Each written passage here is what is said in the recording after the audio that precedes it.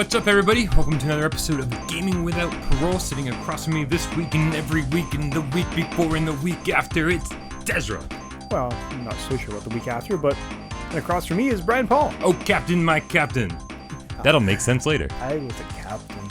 Yeah, you Even were. though I was only a lieutenant. There's a progression system. We'll talk about it in a second. Des, I can't believe we're going to talk about this game today. Yeah, no, I was, doing 2 weeks of PSVR episodes in a row. I was like, all right, we're going to hang that up for a little bit, go back to our normal routine, but then something amazing happened. Something amazing happened. Yes. A game that I didn't even really care about, to be completely honest, came out today. We are filming, like breaking the fourth wall here. Yeah. We are filming this on very late Tuesday night. Very, very late. Actually, at this point, early Wednesday morning. Very early Wednesday morning. But yeah, this is this episode is why we love Star Trek Bridge Crew for PlayStation VR. Yeah. And we do. Yeah. Quite intensely. It's very strange. I don't have the best history with Star Trek. I wouldn't call myself a true fan. I've seen every episode of Star Trek The Next Generation. That's a good start. Twice. Okay. Yep, that's even a better start. And I think I've seen every episode of Voyager in like maybe the first 3 seasons of Deep Space Nine. Okay. And that's where I stop. Yeah, see, I actually just, about 2 months ago, I finished my project of watching every episode of every series. Wow. Yeah. How did that go? Pretty well, actually. Turns out I absolutely fell head over heels in love with Deep Space Nine. Oh, really? Whereas before it was kind of like, it was all right. Turns out, like a lot of Trek series, had a really rough first and second season, but after that became amazing. Oh, I'm glad I gave up on it before it had a chance. Yeah, no, and I think that's the story with a lot of people. It's definitely worth revisiting, even today. The Next Generation, I still love it. It's, There's a podcast I listen to called Random Trek. Scott McNulty, if you're listening, thank you so much. You guys do an awesome job. He's not listening. He's not. But I'm not even listening. But he has a really great perspective on it. I agree. I think Star Trek Next Generation is still my favorite Trek because it's the one I grew up with. Yeah. But I think Deep Space Nine is the best Trek. I think objectively, yeah. Wow. So I think favorite and best can be different things. All right. Well, we have varied histories with Star Trek. Yes. But this Star Trek, primarily based on the new movies. Yeah. So the Star Trek Bridge Crew is based off of the 2009 kind of alternate timeline created by, blah, blah, blah, blah, blah. If it's something you care about, you know about this already. If it's something you don't care about, then don't worry about it. It doesn't seem to really matter. No, it's for the purists, and I was kind of looking forward to this. We know our Next Generation, Deep Space Nine, Voyager. They all use the LCARS menus on the consoles.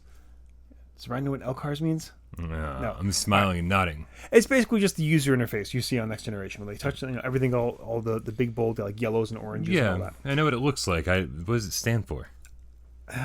That's what you get. Yeah, That's I know. What I was trying get. to hope no one will call me on that one. I actually don't really remember. Somebody in the comments will be very happy to tell us. But it's actually pretty brilliantly created by Michael Okuda. I know that much. And the idea was they could basically, the actors could just kind of go ahead and just tap stuff on the flat panels, and they could add it in afterwards. As we found out today, though, just tapping stuff randomly on panels doesn't get you where you need to go. No. And actually, the user interface that they created for this is pretty streamlined most of the time. Pretty awesome. Yeah. Yeah. So I'm just gonna jump right into it. So again, it wasn't a game I cared about, and then I knew that a lot of the game cats, a lot of the viewers of Without Parole Games, they wanted to play. They wanted to play with us, and also they were interested in playing. So like I couldn't just skip out on this conversation. Right. And I think in the first half hour of the tutorial, because the tutorial can go on for a very long time if you let it was sort of like, it was disheartening a little bit. I was like, oh no, this is everything I didn't want it to be. This is like overtly technical. Right. And almost mind-numbingly so at the beginning. But about a half an hour, 40 minutes in, like it all just clicks somewhat. There's always more to learn. And you start to get a feel for whatever comm panel you're working at. Yeah. If you don't know what this game is, by the way, we should He probably didn't mean to tell say you. comm panel, by the way. What is it? What are they called? Well, comm is a separate station. Oh. There's con, ops, helm, tactical, Oh. engineering. I was just thinking, I was calling each one a comm station or comm Yeah, panel. that's okay. Sorry. Again, not the biggest Star Trek fan. Just a... She's actually the one over here. Who's that? The one. Oh, the one that keeps looking at you? Yeah. Yeah, she kept looking at me. I was like, do you think I'm cute? So, but this is a PlayStation, I was going to say PlayStation VR exclusive, but it's obviously not because you actually get to play with other people on other systems. It's actually cross-compatible with the PC versions, which it's at least HTC Vive. Yes. I don't know. Is it on Oculus? I couldn't find any information about that. I don't think it is yet. Yeah, but you get to play. So there's always people playing, at least today, and it's been about a 50-50 ratio with PlayStation VR and HTC Vive players, which is kind of nice. And you kind of can't tell the difference between them unless they point with a finger, because you have a little more dexterity with the Vive. Yeah. So I guess we maybe want to separate this into two conversations. One, the sort of solo player, and then the multiplayer. Absolutely. Yeah. So solo play, it's kind of interesting because I guess we haven't even really talked about like the way you play this game is you take a role on the ship. There's a captain, there's tactical, there's engineering, and there's helm. So they do kind of simplify things, and when you're playing solo, you get to jump from role to role. Right. So you can stay as the captain and just go ahead and say, okay, here's the target we need to get to. Helm, get us there. Tactical, scan that place when we get there. Or, which tends to be a little less frustrating, just go ahead and jump into that role and do it yourself. Exactly. Yeah. Yeah. And that whole thing can be sort of summarized with, I think, one phrase. It's just not that much fun. I don't know. I kind of disagree. Yeah. Here's where I think we have a little bit of a difference in probably our philosophy and how we approach games anyways. Okay. For me, like, you're saying, the tutorial is overly long, complicated. I'm like, man, I want to just dive into it. I could have spent my whole time going through each tutorial thing and finding out what each little, button and widget did and, what my, basically, tweak the knobs a little bit, see how far I can go before I break things. Yeah. Yeah.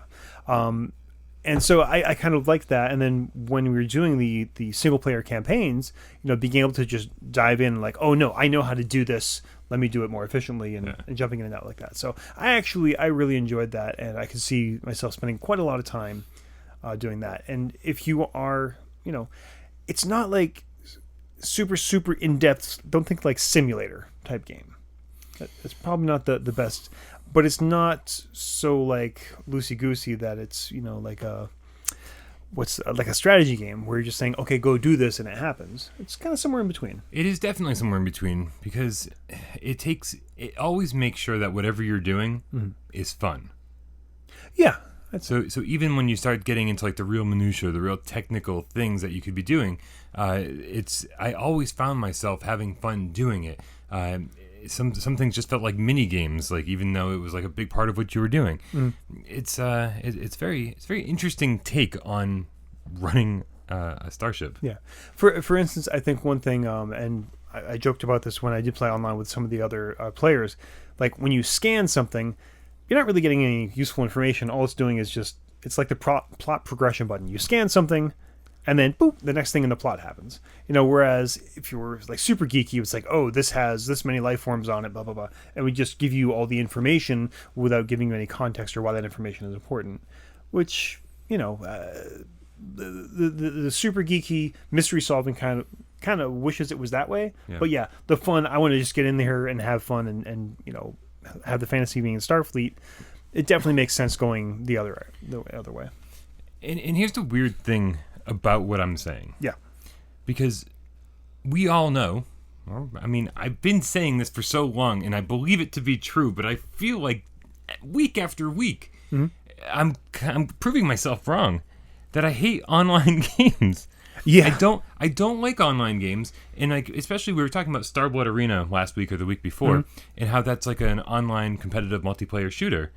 Now, I'm starting to enjoy those more, but as long as I'm not on a team, because the team relies on you. Yeah.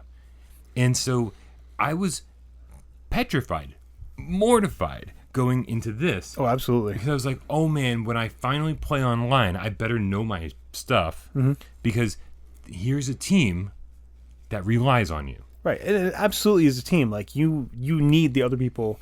When you're playing online, like you don't, when you're playing solo, you get to jump from role to role. When you're playing online, you just, pick your assignment, you pick your role before the game starts, and you are stuck there. Yeah. Yep. And like, so you're 25% of the team. Yeah. And if you don't do your job, like you can fail the mission for your team. I gotta say, I feel really fortunate to have met some really nice people today online. Yeah. I mean, and of course, the standard game cats, they're always there for me, walking me through my first online experiences. But man, like, people could be real mad at you for screwing up. And so far, everyone's pretty nice.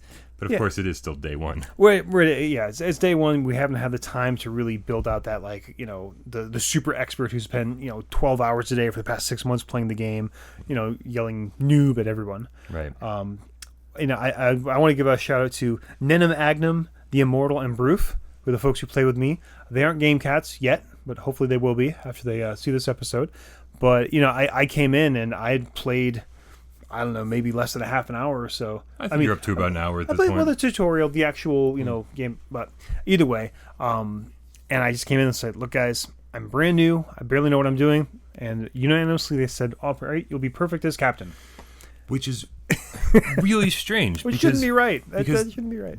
As far as the 4 roles go, I think the captain position can be either the most difficult position or the easiest position, depending on the rest of your crew.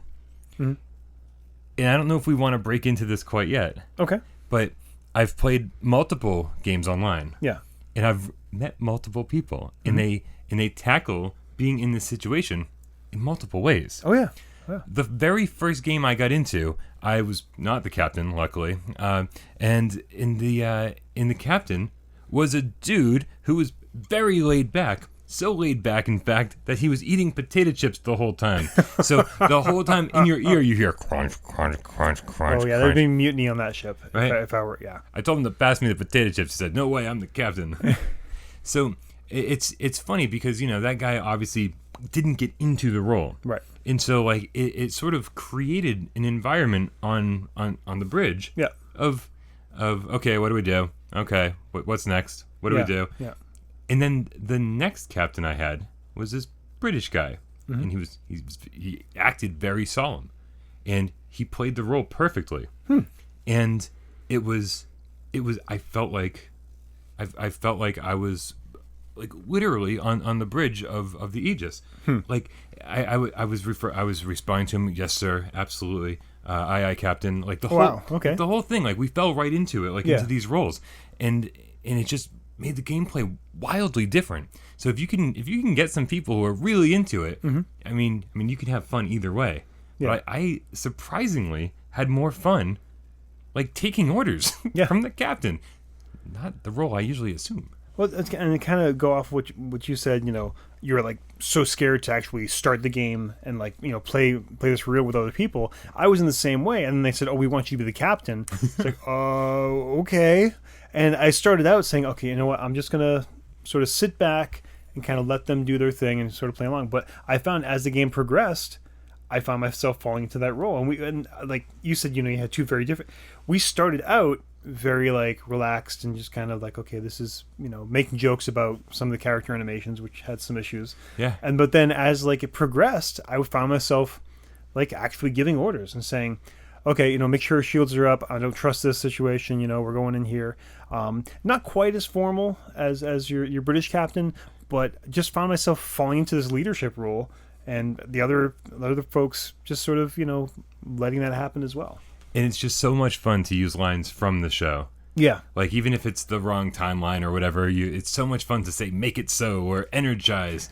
Yeah, I got busted for not saying engage.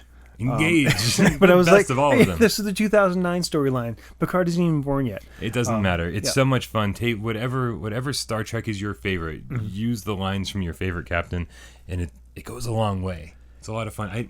I'm not this kind of guy. I'm not the guy that wants to go around LARPing.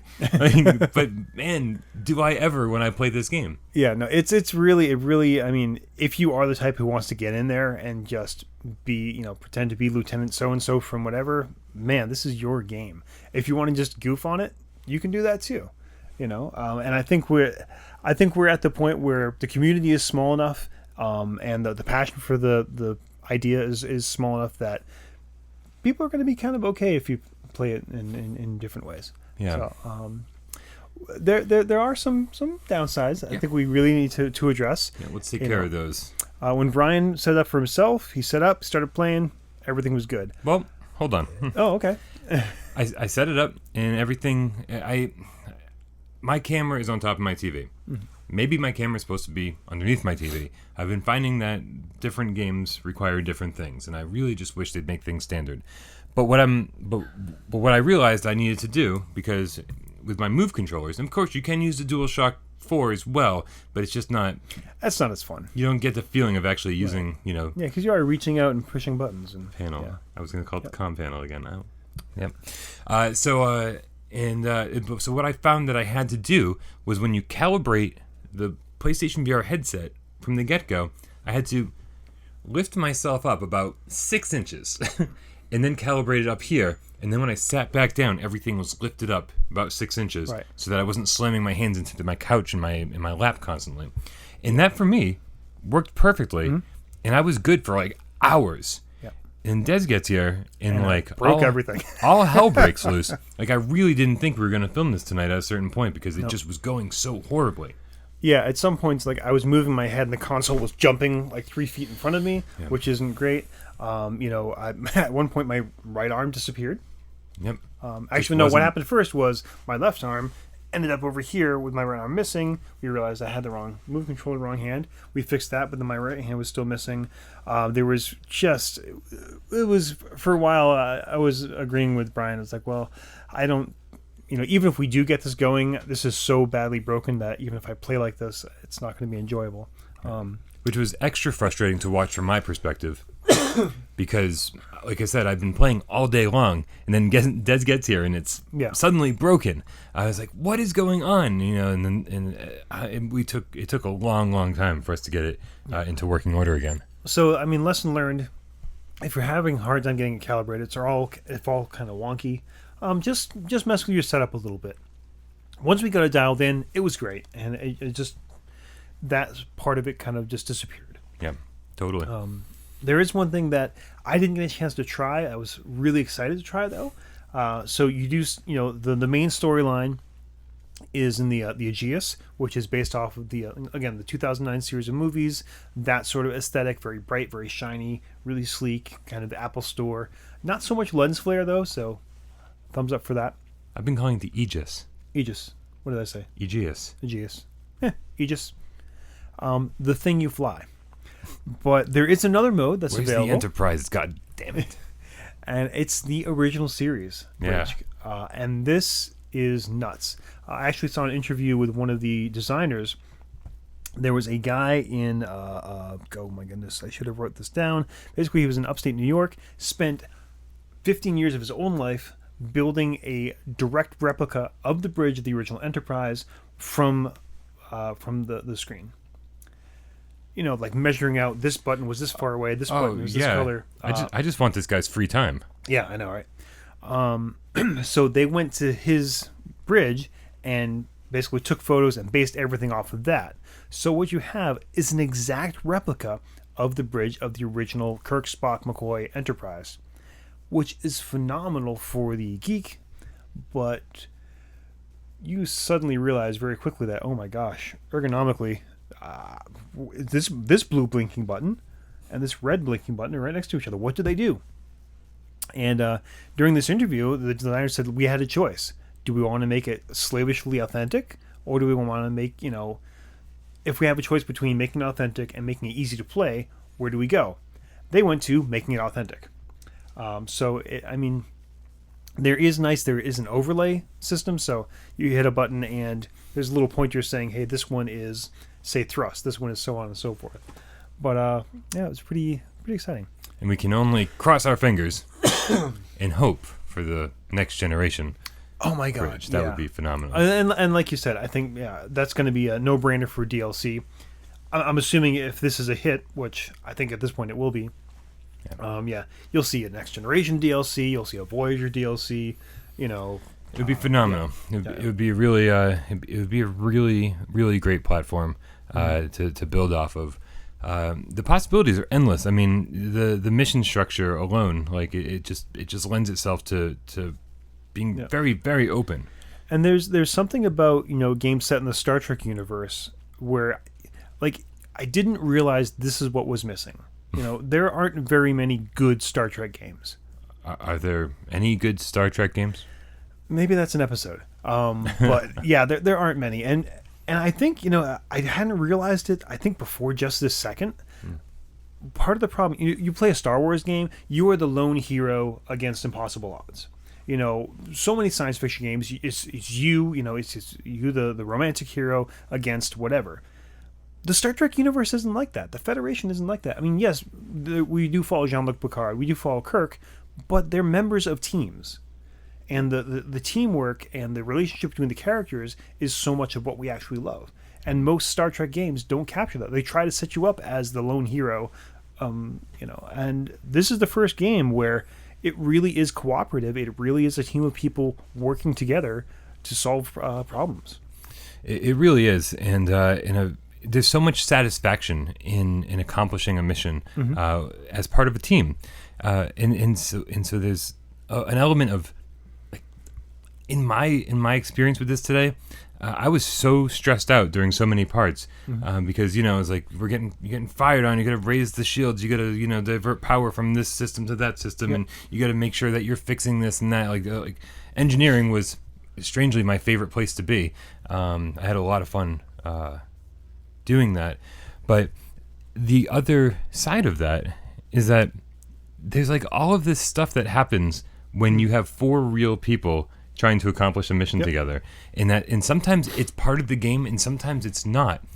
We had one of our teammates today, and I kept hearing like a child in the background like crying, and I was like, "Whose kid is that?" And he's like, "It's mine." And I was like, "What's going on?" And he's like, "Oh, I gotta go take care of her." And it was funny because like he's trying to play the game and take care of her at the same time. He's getting a phone call. It's from his wife, and it's up to his ear while he's in VR, so we can actually hear his wife too.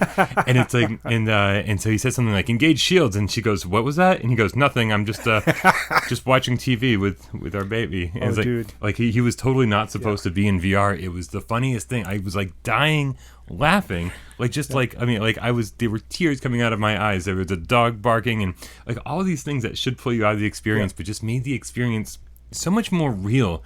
Because what you realize is that the other people you're working with are just real people in their houses, wherever they might be living, with a freaking VR helmet strapped to their head.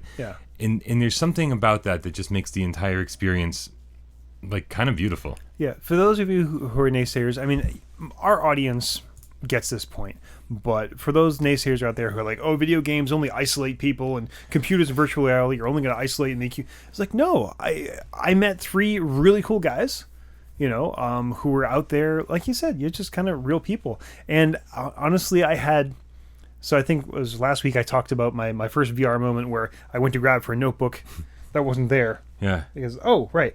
This was the first time that I was like, oh, wait, those, we're going to edit this out. No way. We're going to edit it out. I'll see this coffee. Okay. So, I had this VR moment earlier when I was playing VR Invaders where I went to grab my notebook and freaked out because it wasn't there. Because, of course, the notebook was there in the real world, but it wasn't there in the virtual world. And this one, I've been playing with these 3 other guys for a couple minutes, and I went to wave and I'm going to say, "Oh, there's something wrong with your." It's like, "Oh, you're not here." That's right. You're who knows in Maryland or wherever they were. Yeah, it is funny. Like the longer you spend like on the bridge, though, like the more comfortable you get. I think the first few times I played, it reminded me of those first few days you have like at a new job or something, where you're not comfortable yet, like you don't know your coworkers very well, like you're afraid of screwing up, and then like hours later you're like, yeah, I got this, hitting this button, doing that, sliding this over here, okay, yeah, oh yes, Captain, absolutely, boom, or you're the captain and you're just like barking out orders and you're having a good time. Like it's you do get more comfortable the longer you play, and it is like having a job that you really enjoy. Yeah. Out in space. Yeah. Oh, we did have actually one funny moment too when what was maybe the Immortal? I don't know. Figured out you could actually move your chair. Nice. The chair swiveled. I'm like, how'd you do that? I don't know. And then the other guys figured it out too. So as the captain, apparently I couldn't move mine, but I could see everyone else. This is swiveling. Like we're in the middle of this mission trying to, rescue this trailer, and everyone's just sitting there moving their chairs around. Which is, yeah. So lots of fun to be had, Do I want to recommend this to the non-Star Trek fan? That's an excellent question. I mean, let's say this: like, is the non-Star Trek fan a Star Trek hater, or are they just not into Star Trek? Yeah, it's a fairly unique. I mean, co-op games aren't unique. Games where you have to work together to achieve a goal aren't unique. Yeah. I don't know of any games that are quite have this type of teamwork, I guess. The VR aspect helps. Yeah. I would say, if you have an open-minded friend who's not a Star Trek fan, definitely give them a try. Yeah. If they're like, "Oh, I hate Star Trek. That's just so stupid," then yeah, you're not gonna win them over. Right. But if you're like me, if you're a lapsed Star Trek fan, then yeah, this is something that'll get you right back into it, even though it's not the next generation timeline. All I wanted to do while I was playing this was like, I just kind of want to watch Star Trek. Yeah, I really like this. It was neat. We saw one ship and I'm like, oh man, that looks like a crash in the ship. That couldn't be here yet, but wouldn't that be cool? And yeah, so if you are a fan of Star Trek, you're going to get so much out of this. And even if you don't like the Abrams movies, first of all, get over yourself. Okay, they are actually pretty good. Yeah. Well, and not even that. Remember, see, not everything's for you. That's okay. This was clearly made by people who love Star Trek, who love the universe, and want to give us a toy box to play in. And yeah, a fun toy box. Yeah. Toy box at that. Toy box. Toy boat. Toy boat. Don't get me started on that. Head this out. So, all right. Shortest tongue twister ever. Just try to say the words toy boat over and over again, as many times as you can. Yeah, I'm doing that since I was like 4. Yeah. Yeah. A lot of people don't know about this. Really? Yeah. Crazy. Listen, this was an interesting episode for us. Okay, maybe a little briefer than usual, but hey, I'm not complaining. I got to edit it. So here's my question. We've got a few questions I think we'd like to ask the Game Cats, and the first being, like, this channel is becoming more and more PlayStation VR centric.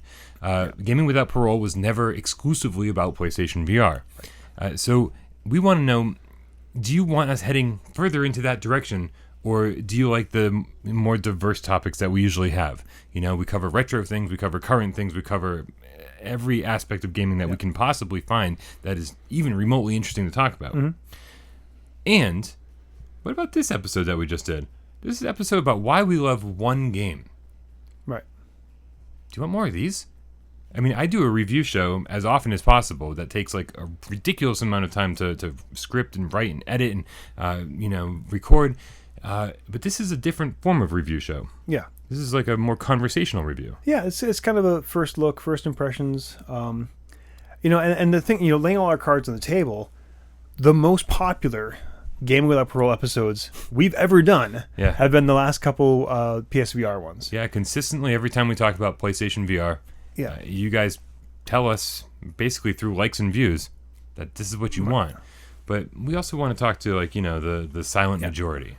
Yeah, so if you're one of those who's like, hey, this PSVR stuff has been great, but we want to get you talking about retro games again, or talk about the whole history of gaming, we're more interested in that, let us know, because we're really kind of coming to the decision like, well, do we chase the audience or do we stay with what we've been doing? Yeah, and don't forget, like, no matter what we do, it's because we want to do it too. I am extremely passionate about video gaming. I've been a gamer. Well, we've both been gamers our whole lives, and so retro gaming obviously is a big thing for us. Mm-hmm. But PlayStation VR is like what I'm most passionate about right now. So no matter what direction we head in, like, I don't want you guys to think we're like just selling out. No. It's what we want to do either way. We just want you to enjoy it too. Yeah. Cool. So for Gaming Without Parole, I'm Brian Paul, I'm Desra. and we'll see you next week. Engage.